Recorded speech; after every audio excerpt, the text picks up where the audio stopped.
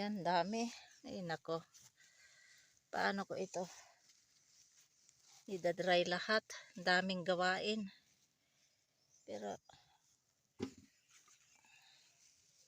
kung ano talaga yung makaya kong gawin sa isang araw, gawin ko lahat.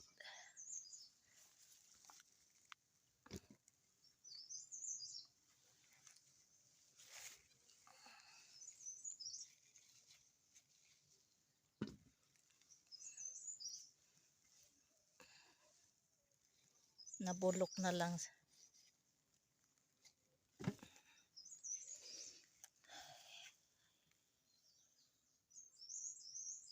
Yan, pinulot ko ngayon. Yung iba hindi ko na pinulot kasi nabulok na lang. O maya maya konti, marami na naman ito magkanda hulog. Grabe ang bunga, mashallah.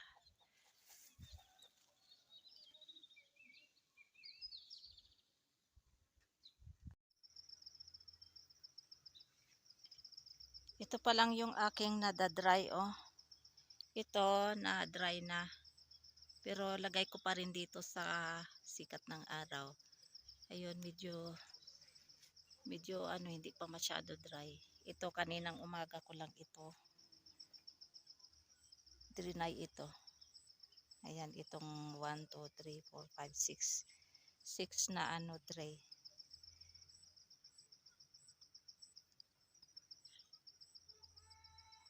These are dried apricots. So what I have to do now, this one is I have to wash, and then I have to cook now this one.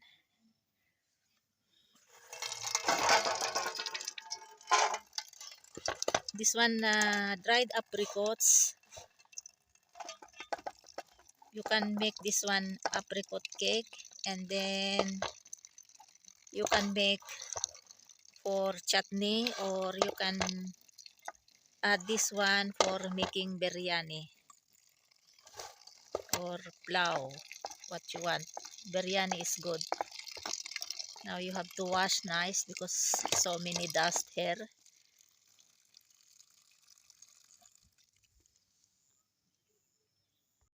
I already washed this one for 2 times. Now I have to put now this one in casserole and start to cook this one.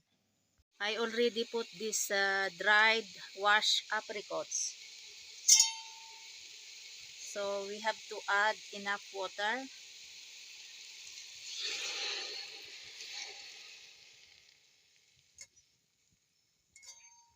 Only water you have to add here. So I think this water is enough.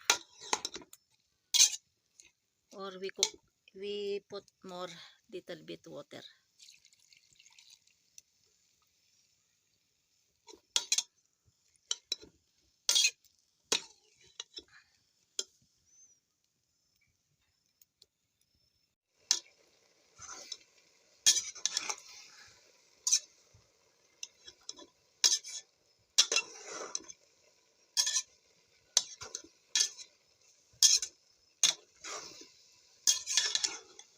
Halo-haloin lang para hindi dumikit.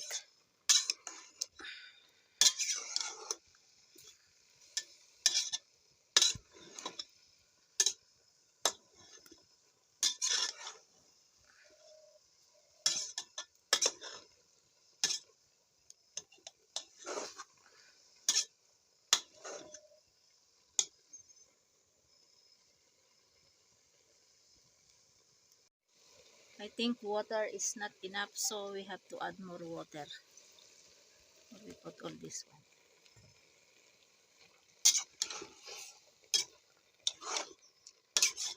We will cook this one until it will become paste. This dried apricots.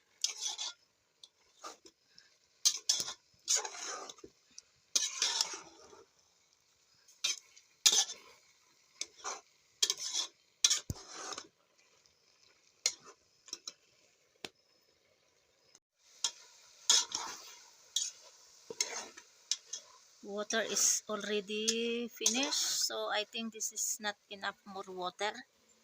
Now I have to add again more water here because it's still not paste. Yun bang madurog talaga itong dried apricots na ito. Dapat madurog.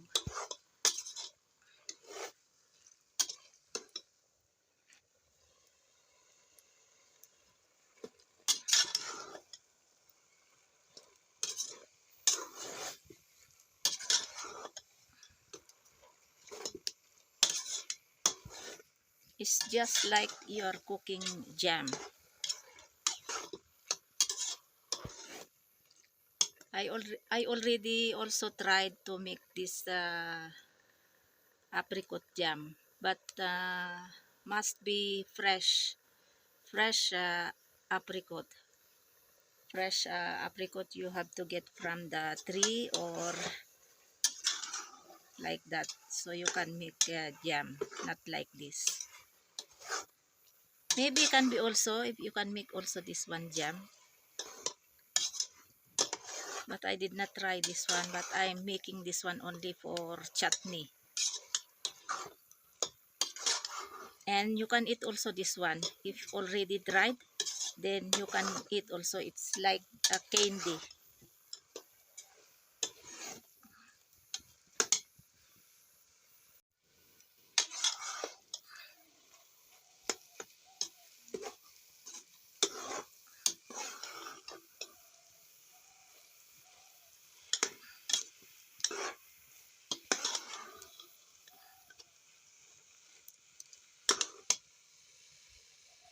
We will add more water.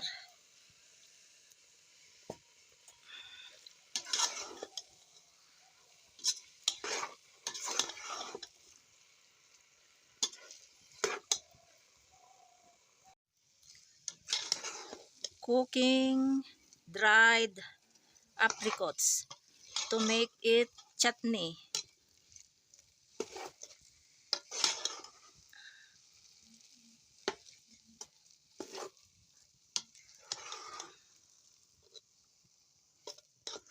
This is the way how to cook these dried apricots to make it chutney. And if it become cold, this one, and then you have to form circle and then put in the sun to make dry. This is already cooked and this is enough. Ayan, wala na yung buo-buo. So it already paste. This is already cooked. So leave this one until become cold and form it into circle and put again in the sun tomorrow. Because by this time, no more time. Time now here in Pakistan is 6:30 p.m. So tomorrow I have to form this one and then put it in the sun.